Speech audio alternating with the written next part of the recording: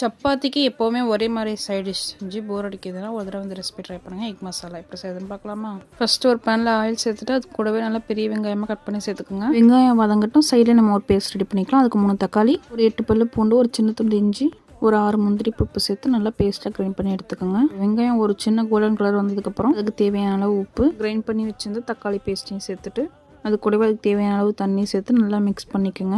இது கூடவே அதுக்கு தேவையான மசாலா சேர்த்துக்கலாம். ஃபஸ்ட்டு 1 ஸ்பூன் மிளகாய் தூள், 1/4 ஸ்பூன் மஞ்சள் தூள், ஒரு 1/2 ஸ்பூன் கரம் மசாலா, 1 ஸ்பூன் மல்லித்தூள் சேர்த்து நல்லா மிக்ஸ் பண்ணி கொடுத்துருங்க. இந்த மசாலா நல்லா ராஸ்மல் போகிற அளவு கொதிக்கட்டும்.